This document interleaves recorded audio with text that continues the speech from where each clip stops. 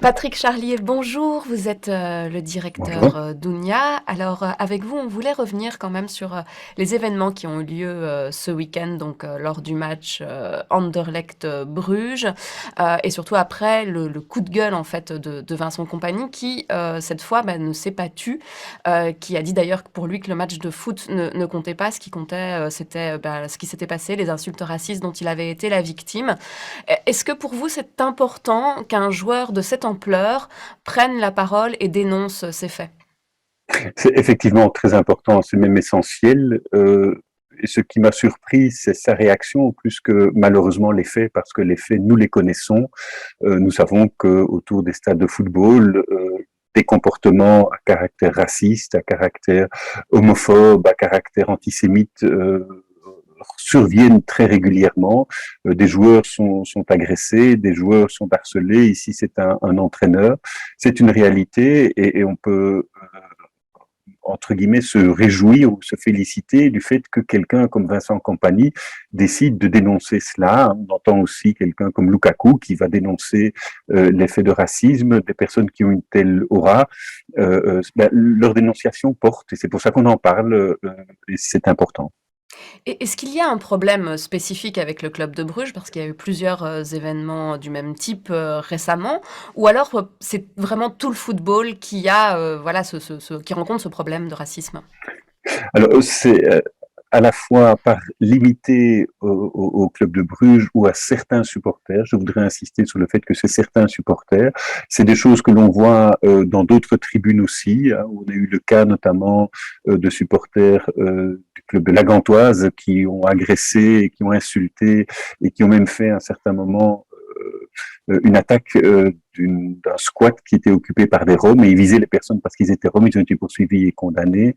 Il y a d'autres faits de racisme que l'on constate dans les stades de football. Mais c'est vrai que Bruges, ces derniers mois, a cumulé toute une série d'incidents. Hein. Il y a eu le joueur Noah Lang qui avait accompagné des chants de supporters à caractère antisémite. Il y a eu des agressions contre un joueur du Cercle de Bruges, le club concurrent. Il y a eu une agression d'un supporter dans le cadre d'une rencontre européenne qui malheureusement exhibait la mauvaise écharpe sur un parking au bord de l'autoroute et s'est fait agresser également. Donc il y a comme ça une multiplication de faits, mais ce n'est pas malheureusement limité à Bruges, mais ce n'est pas non plus l'ensemble des supporters de football. La toute grosse majorité le fait de manière positive, de manière bon enfant, de manière encourageante, etc., sans stigmatiser l'un ou l'autre en raison de la couleur de la peau, de l'ascendance ou autre. Et heureusement d'ailleurs. Alors là, Heureusement.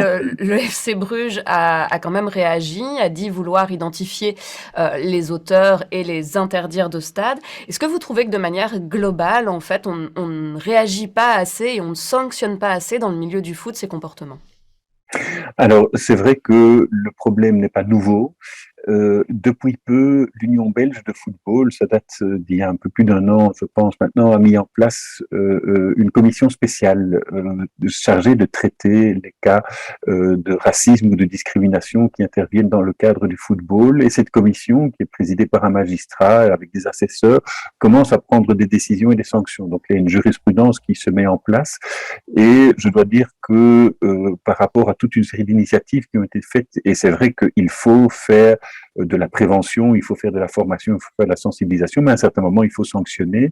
Et je pense que là, il y a un cap, un seuil qui a été franchi. Quand nous, on reçoit des signalements ou des dossiers liés au football en particulier, trois quarts des dossiers que nous ouvrons concernent le foot amateur, les équipes d'âge.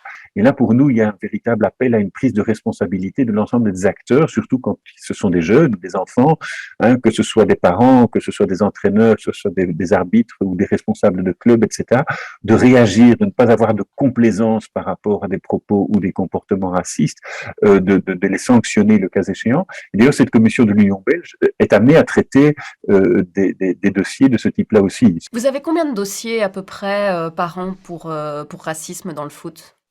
Alors, pour les dossiers dans le foot, en chiffre absolu, ce n'est pas énorme parce qu'il faut que les gens viennent nous saisir, qu'on reçoive des signalements. Et malheureusement, il y a une sorte de normalisation. On n'est pas connu non plus. Les gens ne veulent pas nécessairement réagir, mais on tourne autour d'une cinquantaine de signalements par an. On ouvre une vingtaine de dossiers dans ce cadre-là liés au racisme, mais c'est aussi parfois de l'homophobie. On a aussi l'impression que dans les dirigeants, en fait, dans le foot professionnel, peut-être moins amateur, on manque de diversité aussi. Est-ce que vous pensez que s'il y avait plus d'entraîneurs ou de responsables issus de la diversité, eh bien, on sanctionnerait plus fortement ou on aurait pris ce problème un petit peu plus à bras-le-corps et depuis plus longtemps? Alors, c'est une vraie question et c'est une réalité. Ce manque de diversité dans les structures, c'est quelque chose que l'on constate. Maintenant, le monde du football n'est pas en dehors de la société, c'est des choses qu'on constate dans notre société également. Au niveau des joueurs, il y a beaucoup de diversité, beaucoup de joueurs d'origine étrangère, d'origine africaine, latino, asiatique, etc. Mais que quand on monte dans les structures, moins, et c'est vrai que jusqu'il y a peu, il n'y avait pas d'entraîneur d'origine africaine, par exemple, en Belgique, même dans la structure hiérarchique de l'Union belge elle-même, la diversité n'est pas énorme, mais c'est un travail à long terme, c'est pas des choses que l'on change du jour au lendemain, mais c'est un travail qu'on doit faire de manière volontariste pour amener cette diversité. Et effectivement, ça change la vision et la perception que l'on a d'incidents de ce type-là. Patrick Charlier, je rappelle que vous êtes directeur d'UNIA. Merci pour cet entretien.